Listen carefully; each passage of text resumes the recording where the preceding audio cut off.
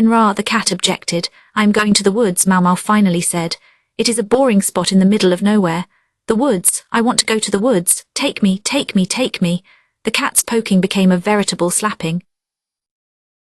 The cat Maomao was not any happier about this than the human. She kicked her legs until she freed herself from Chu Yu's grasp. Instead, Chu Yu flung himself on the ground. Maomao would have thought a child would be overthrowing tantrums like that at 10 years old, but perhaps his pampered upbringing had left him behind in maturity. He appeared older than his years in some ways. Maomao could only wish this were true in this instance. Xiulin was preparing to imitate her boss, but Maomao grabbed her by the collar and stood her up straight before she reached the ground. I will report you to the madam, Maomao warned her. At that point, Xiulin froze and shook her head vigorously. It was clear her heart wasn't really in the tantrum. She had simply been following Chu Yu. What's all the racket out here? The madam appeared looking tired. Xiulin flinched. I'm going to get some herbs. He would only get in my way and you know it. She pointed at Chu Yu, who was still rolling on the floor. The madam squinted at Chu Yu, then let out an exasperated sigh. Oh, take him already. What? Maomao asked, her unhappiness written on her face. She had been sure the madam, a very practical woman, would see there was no reason to bring a troublesome child on a work trip. What? No way, you mean it, Grandma? Chu Yu sprang triumphantly to his feet. Xiulin started to bounce up and down, imitating him, but the madam held her down with a hand on her head. Not you. Xiulin's head drooped with disappointment. Chu Yu seemed to receive special treatment at every turn. Xiulin was an apprentice. If she were allowed to go with Maomao and Chu Yu, it would set a bad example for the other trainees. Xiulin had been a bonus coming with her older sister. If she didn't eventually prove she could earn money, she would certainly be sent to work as a courtesan. Chu Yu patted his despondent lackey on the back. Don't worry, I'll be sure to bring you a souvenir. And who is going to pay for this souvenir? Maomao interjected immediately. Chu Yu ignored her and continued to Xiulin. You will be able to go outside one day. Just hang in there, I will buy you out eventually. Maomao almost choked. Where had he learned to talk like that? Did he know that many of the customers who said that sort of thing were shiftless good-for-nothings? The madam, ignoring the jabbering child, nudged Maomao. And why am I taking him exactly? Maomao growled at her. The madam stuck her hand into her collar and scratched her collarbone. You were gone a long time. Do you know how Chu Yu was acting while you were away? Of course she did not. He probably shouted and played as he always did. He was quite close to Ukko, the manservant. He could get along just fine without Maomao. Believe it or not, the madam said he was depressed. Think about it, the boy comes here with no parents, and then even you leave him. Anyone would be upset. Not what I expected to hear from a monster of an old lady who would gladly buy a little girl from a procurer, Maomao replied. Sarcasm was thick in her voice. Until Liuman adopted her, she had been left alone in a room. She was ignored no matter how hard she cried. When the infant Maomao realized that crying never got her anywhere, she stopped doing it. This might have been one reason her emotional expression seemed so subdued. She did not specifically resent anyone for that. In fact, she didn't personally remember it. The woman who had given birth to her had work to do. Perrin also had work to do, as she was the one who gave her milk. At that time, the verdigris house was nearly collapsing. Maomao was the object of some anger then. She thought herself lucky that no one had simply strangled her. If they were being sold by a procurer, then their fate was already decided. It was their parents' karma and not her problem, but she raised them and educated them so they could do useful work. Didn't she think that was awfully kind of her? Remember, if they grew up to be dumbasses who couldn't do anything, they were not going to stay here. And what about Chu Yu? Figuring out what to do with him was her business. I am simply watching him to ensure he does not die. I do get paid for my trouble after all. Aha! Maomao wondered solemnly exactly how much the madam was getting from this arrangement.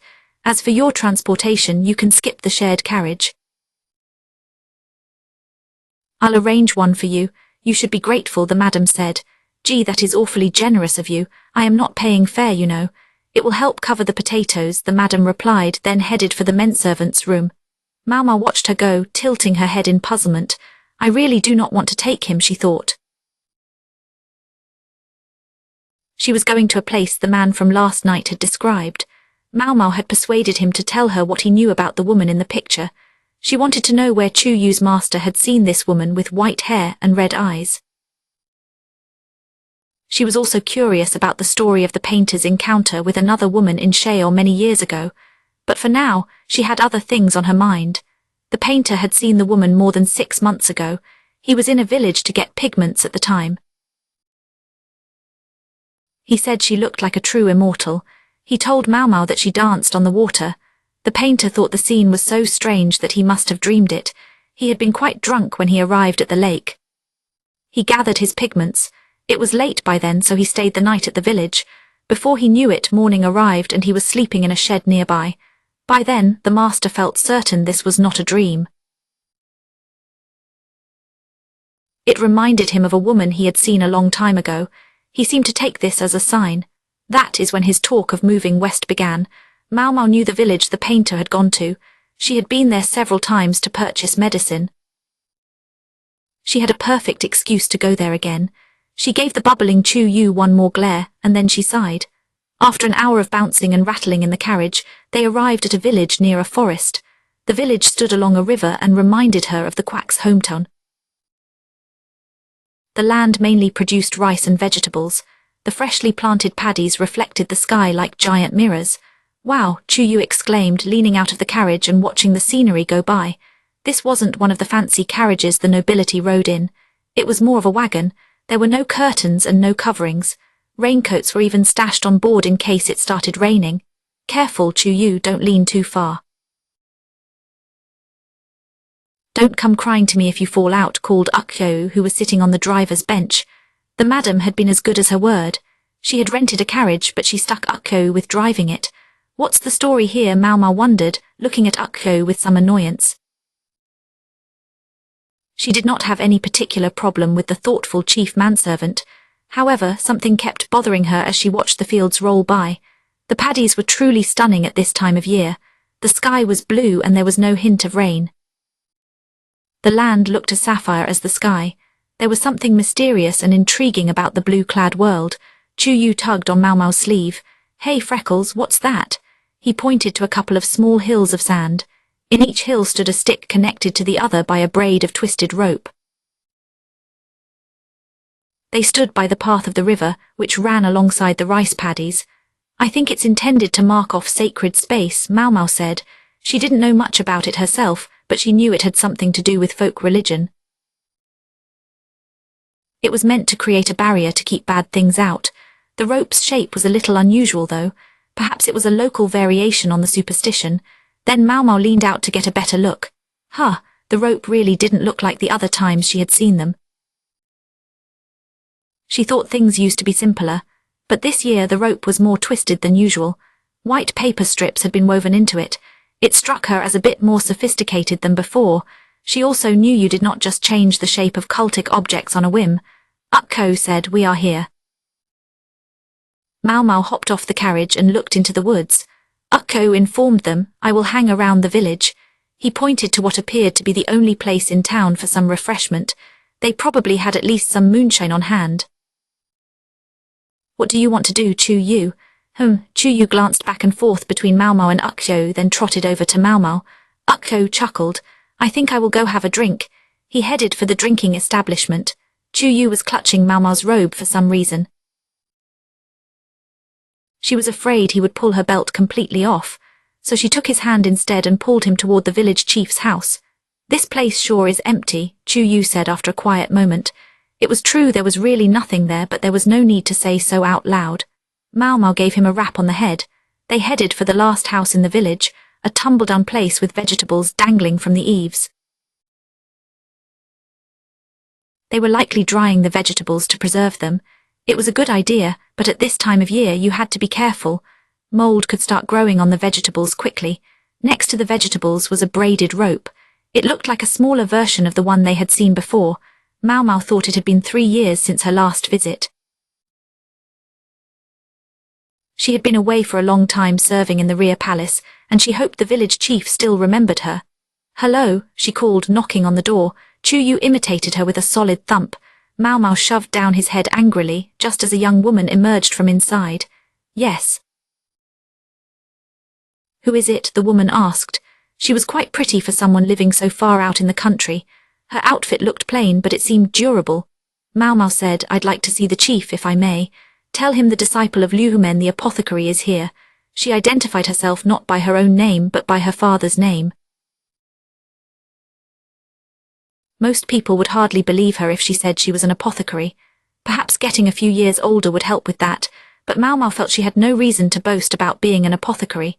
So she used a name the chief would more easily recognize. A young woman called into the house, and a middle-aged man came out. He was the chief's son, as Maomao remembered. He must have remembered her too, for he said, "Ah, yes," and nodded. "I'm afraid my father caught a severe cold last year, and he had sadly died of it." "I see," Maomao said. It was not her place to ridicule him or say it was only a cold. Left unchecked, a cold could quickly get worse and become pneumonia. She remembered that the former village chief never took medicine. He was a gregarious personality who often said that anything could be cured with a good drink and a good sleep. His philosophy had made him a difficult customer, but Maomao had never disliked him. "I insisted he should see a doctor, but it is a moot point now," the son said. Then he continued, "Sorry, that is enough sentiment. Are you here to go into the woods?" "Yes, sir." Maomao gave him the amount she always paid, but he shook his head. "Keep it. You had better get in there before the sun goes down." "I am certainly grateful, sir." Maomao couldn't help wondering what had inspired this change of heart. She was about to put the coins back in the folds of her robe, but Chu Yu stuck out his hand. "Freckles, you should use that to buy me candy instead. Come on, do it. You've got your own income," she said, stashing the coins safely where they belonged and turning toward the forest. "Lots of snakes this time of year. Be careful," the new chief said. "Of course I know that. And they make excellent ingredients." "Not these snakes," the chief replied, pinching the rope that dangled from the eaves between his fingers. When Maomao looked closer, she saw that each end of the rope was shaped a little differently. It narrowed at one end, and at the other it got thicker. The end was split. It almost reminded her of a snake. In fact, it looked very familiar. The chief said, "If you kill a snake, the villagers might attack you." "Attack me? What in the world for?" The idea was virtually incomprehensible to Maomao. Her first thought on seeing a snake was usually how tasty it would be, grilled up with a nice soy sauce glaze. For that matter, she had captured several snakes here once before, and they had actually thanked her for taking care of the pests. The new chief gave her a tired smile. He said, "It was my father's last will, you see.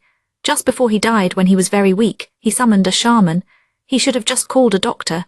This shaman had given the former chief an incense that would ease his pain, but in exchange he was instructed to disseminate a teaching in the village."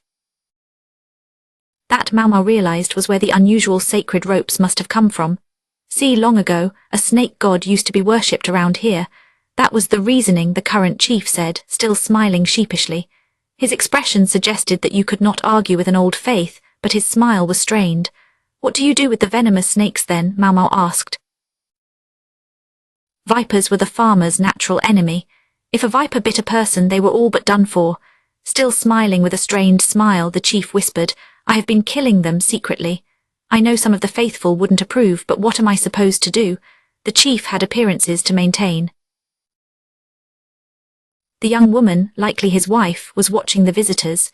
It probably did not feel good to watch her husband have a private conversation right in front of her. Maomao had the permission she wanted, though, so she had no further business here. She decided it was time to disappear. "Come on, let's go," she said. "Yep," Chu Yu said. "Ah, there's one more thing you should know," the chief said. "It's not just snakes apparently, birds are off limits too. Not that you could probably catch one without a bow and arrow. This shaman sounds very demanding. You could not even slaughter a chicken with a rule like that. The prohibition is only on flying birds." Maomao spread her hands and shrugged. It made no sense to her. Instead, she headed for the woods with Chu Yu right behind her. "Aren't you done yet, Freckles?" Chu Yu asked, sitting on a stump with his legs dangling. "This is why I did not want him here. Brats like him got bored so quickly." The journey had gone well, but it was clear Chu Yu would become a burden soon. Maomao believed the old lady had insisted on bringing him along so he wouldn't bother the menservants with his work. Lonely her ass, Maomao ignored Chu Yu's chattering. She clipped some grass growing by the root of a tree. These were unusual and she couldn't resist grabbing them. She only needed the fresh buds, but she would worry about the details later. Freckles, piped down. You are the one who wanted to tag along, Maomao said as she shoved some herbs into her bag. Chuyu braced himself on his hands and leaned forward, looking at Maomao in annoyance. He said, but I am tired. They had not walked far. However, the overgrown grass and fallen leaves made the footing difficult. It would be tiring for Chuyu, who was still partially paralyzed. That was fair enough, but Maomao wasn't about to be lenient with him. If she took it easy on him now, he would expect it all the time. She said, just wait there then. I'm going farther in. What? No way. Chuyu let his mouth hang open to show his annoyance. You're just going to leave me here? You said you were tired. Ukko would give me a piggyback ride. Sorry, but you are too heavy for me. See you. Maomao promptly started off. Chuyu grimaced, then jumped down off his stump. He did prefer being with people, as the madam described. When he was in the pleasure district, he could often be found with the menservants or the girl children. The forest was gloomy because of the dense growth, and he heard a fluttering sound like flapping wings. A sound like who drifted through the air. Was it a pigeon? I'm coming already, Chuyu called. Just don't leave me here. He started after Maomao, dragging his leg. Maomao kept one cold eye on him as she continued into the woods. The place was full of different trees. Many were broadleaf trees. The place must be full of nuts and berries in the fall. Conifer forests were better for making paper, but in Lee most such places were located in the north. As she went along, Maomao spotted a raspberry and popped it in her mouth. Chuyu found another and copied her. This was fine, except that it left his mouth sticky and red. Maomao swallowed her annoyance and wiped his lips. She knew that if he wiped them on his sleeve, the color would never come out.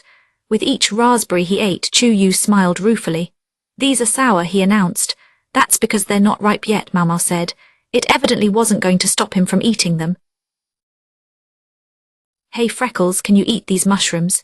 He asked, pointing to some small fungi growing on a desiccated tree trunk. Are they, like, eatable? They're not very good, I'm afraid. And they aren't even poisonous. In other words, they were of no interest to Maomao. Chuyu's shoulders slumped in disappointment. They sounded light-hearted, but Maomao hadn't forgotten why she was there. Eventually she found a marsh. She had discovered some bracket fungus along the way, which made her very happy. Cattails grew along the banks. The pollen of these plants, known as pewong, had medicinal properties. It could be used to aid clotting and as a diuretic. There was an island in the middle of the marsh. A series of the sacred poles and ropes were set up at the border between the trees and the marsh. Places with water had long been said to be gateways to the other world.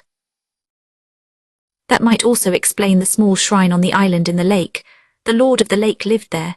Maomao had heard it took the form of a large snake. There was a hut on the edge of the marsh for the person tasked with tending to the shrine. That is where Maomao and Chuyu headed. The hut was built on stilts. This kept it clear of the water during heavy rain. But in recent years the marsh had begun to recede. Marks could be seen on the stilts, showing where the water had been. Maomao had heard that even the spot where this small house stood had once been part of the marsh. This might explain why the ground was soft, muddy, and difficult to traverse. They took advantage of a succession of stepping stones to make the journey easier. Beside the shack was an even smaller structure. Cooing could be heard from within. Maomao suspected it was pigeons. She first thought they might be kept for food. Then she remembered what the chief had said. If his words were to be believed, it was forbidden to eat them. Perhaps they were pets. Chuyu was inspecting the high water marks with interest. Maomao went up the stairs that led to the hut and peeked inside. The person inside noticed her too. Shortly, a hirsute old man emerged from the house. Maomao had dealt with him before, and he seemed to remember her as well. He said, "Haven't seen you for ages." "Thought maybe you had gone off somewhere and gotten married," the old man said. "Sorry, not yet. And yet that is quite a young lad you have there." Maomao saw the old man had not grown any more delicate or civil while she was away. He was an old acquaintance of Maomao's adoptive father Liuhmen. They had been doctors together once in the capital, long ago. This man was considered quite skilled. However, his somewhat unusual personality and a tendency to dislike people led him to live a hermit's life in the countryside. He claimed to spend his time picking herbs and looking after the shrine, but his duties did not seem to extend very far. There was no boat in the water, which suggested he did not get over to the island much. They went inside, where the old man took some dried herbs down from the wall and laid them on his crude table. He said here, "Take what you need, but what you see is what I have." When Maomao needed an herb that was out of season or some unusual plant, it was quickest to buy it from this old man. He even had pewong laid out on a mat made of kato leaves. The man settled himself into a chair with a sound like hup, and leaned forward. Maomao had heard that he was more than 10 years older than Luhmen. She also knew he hadn't gotten any younger in the 3 years since she had last seen him.